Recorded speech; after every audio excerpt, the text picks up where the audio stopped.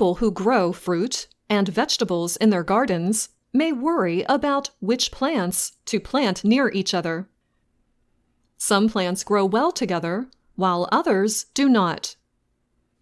Studying which plants grow best together in nature can reduce the need for fertilizers and chemicals used to kill harmful insects and unwanted plants, or weeds.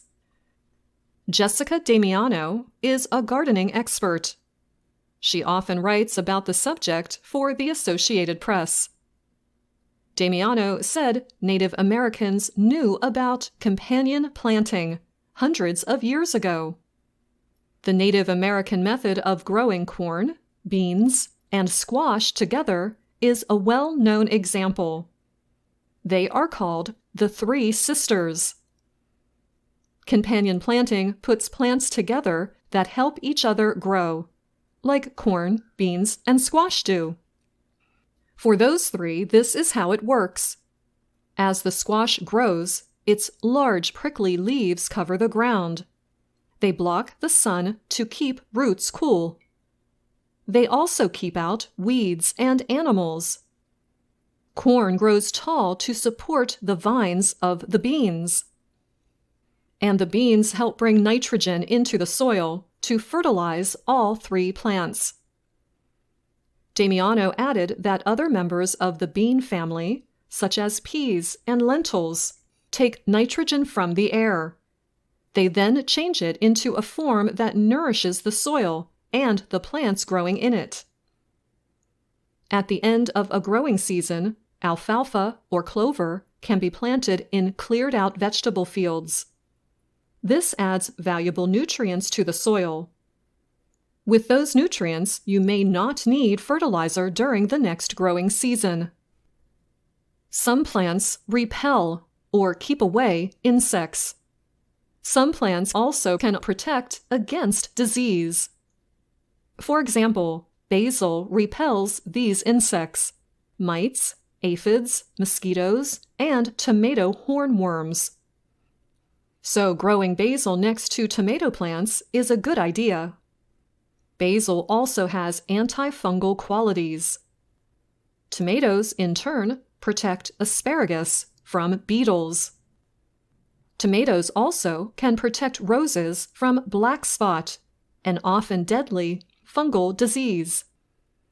French and African marigolds give off a chemical that repels many insects and kills some kinds of worms. Eelworms, for example, can damage the roots of vegetable and fruit crops. Chrysanthemums produce natural chemicals that repel ticks, fleas, mosquitoes, flies, and other insects. The chemicals, known as pyrethrins, do their job so well that they have been copied to create manufactured insect repellents. Damiano asked, why treat your plants with laboratory-made chemicals when they come from something naturally available and safe? If your garden has slugs, Damiano suggests growing lavender. Similarly, chives keep aphids from lettuce and roses. Sage repels cabbage moths. Oregano and radishes protect against squash beetles and cucumber beetles. Damiano says zinnias and parsnips draw ladybugs to your garden. Ladybugs eat many aphids and cabbage flies. Parsley and dill also draw ladybugs, but choose one or the other. They do not grow well together. You also want to keep tomatoes away from potatoes, cabbage, and fennel. Tomatoes might make it hard for those plants to grow. On the other hand, you do want to grow nasturtiums near tomatoes and squash. This edible flower improves the flavor of these vegetables growing nearby. Be careful with sunflowers. They can stop the growth of beans and potatoes. Also be careful with onions and garlic. They will hurt the growth of your asparagus, beans, leeks, and parsley.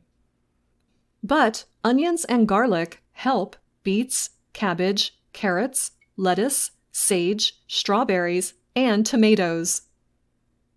Onion and garlic protect them against insects and diseases. Cabbage and cauliflower are in the same vegetable family, but Damiano says not to plant them next to each other. Like family members who argue, they should be seated separately at the dinner table. Damiano reminds us to plant friends with friends, and everyone will get along. Your garden will thank you.